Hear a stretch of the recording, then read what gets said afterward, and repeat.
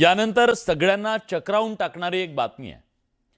परभणी जिल्हा परिषदेची आम सभा भविष्यात कदाचित भाजपचे नेते वरपुडकरांच्या डायनिंग टेबलवर होऊ शकते।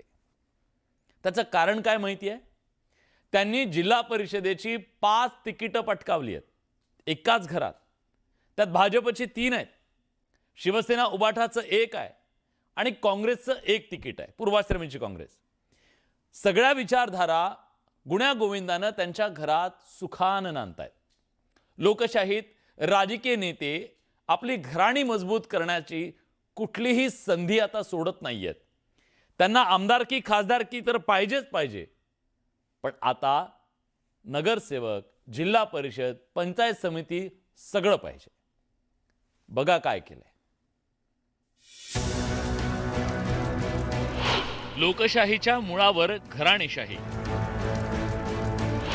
वरपुडकर कुटुंबात 5 जणांना तिकीट।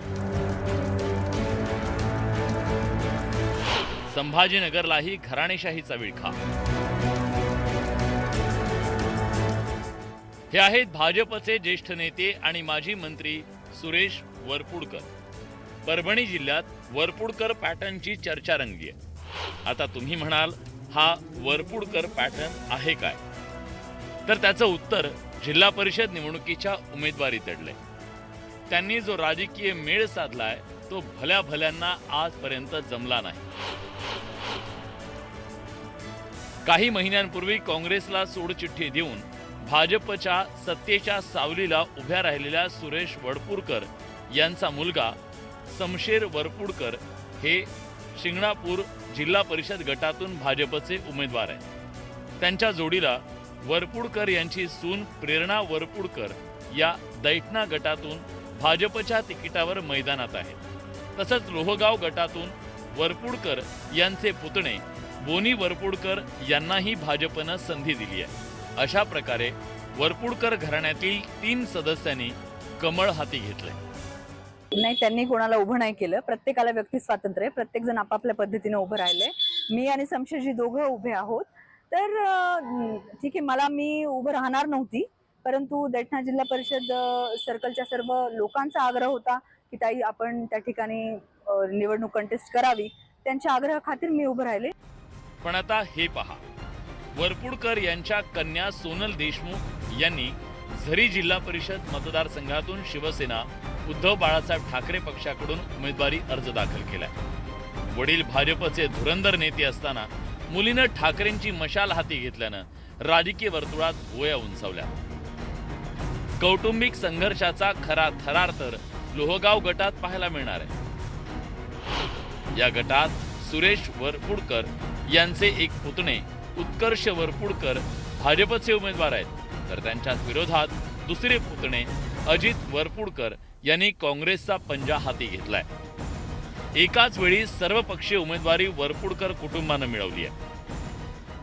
एखादा माणूस घरातला उभं टाकलाय, एखादा दोघं उभं टाकले, इथपर्यंत ठीक आहे। परभणी जिल्ह्यातल्या निवडणुका आम्ही नगरपालिकेच्या बघितल्या आणि जिल्हा परिषदेच्या बघतोय। सगळे पुढारी आपल्या घरातले लेकरू, बायको, सून, लेक तिचं पुनर्वसन कसं होईल आणि ह्यांनाच मतं मागण्याचा सगळ्याचा केविलवाना प्रयत्न चालू आहे। माझं तर म्हणणं असं आहे की ज्या ज्या घरातले एकापेक्षा अनेक उभं टाकले त्या सगळ्याला पाडा। विशेष म्हणजे नुकत्याच झालेल्या महापालिका निवडणुकीत सुरेश वरपुडकर यांच्या पत्नी भाजपच्या तिकिटावर विजयी झाल्या। कार्यकर्त्यांना वाऱ्यावर सोडून केवळ कुटुंबातील व्यक्तींना उमेदवारीची खिरापत वाटली आहे। परभणीप्रमाणे छत्रपती संभाजीनगरमध्ये घराणेशाहीचं वर्चस्व दिसून येत आहे। संभाजीनगरचे आमदार अब्दुल सत्तार यांचा मुलगा अब्दुल आमिर सिल्लोडच्या अंबई गटातून निवडणूक लढवतोय, तर खासदार संदीपान भुमरे यांचा पुतण्या शिवराज भुमरे पैठणच्या पाचोड गटातून नशीब आजमावतोय। ठाकरे सेनेचे माजी आमदार उदयसिंग राजपूत यांनी आपल्या पत्नी कन्नडच्या नागद गटातून निवडणुकीच्या रिंगणात उतरवल्या, तर फुलंब्री तालुक्यातल्या गणोरी जिल्हा परिषदेच्या गटातून आमदार अनुराधा चव्हाण यांचे पुतणे निखिल कल्याणराव चव्हाण यांना तिकीट मिळाले। लातूरच्या रेणापूरमध्ये आमदार रमेश कराड यांच्या मुलाला ऋषिकेशला भाजपनं तिकीट दिलंय। तर काँग्रेसकडून माजी आमदार त्र्यंबक भिसे यांची भाऊजय सरिता शंकर भिसे निवडणूक लढवतायत.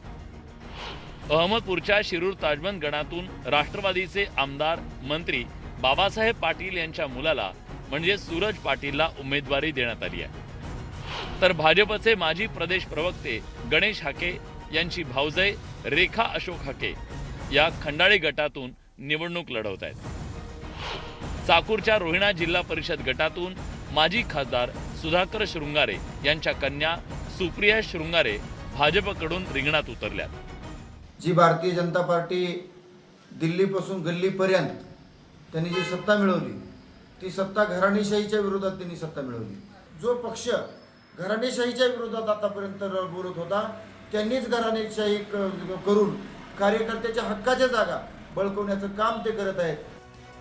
पक्षनिष्ठा आणि स्थानिक विकासाचे मुद्दे बाजूला पडून केवळ घराणेशाही एवढ्या एकाच मुद्द्यावर या निवडणुका गाजतायत. तब्बल दशकभरानंतर होणाऱ्या स्थानिक स्वराज्य संस्थांच्या निवडणुकांमध्ये घराणेशाही लोकशाहीवर भारी पडल्याचं दिसून येत आहे. Bureau report, news 18 Marathi.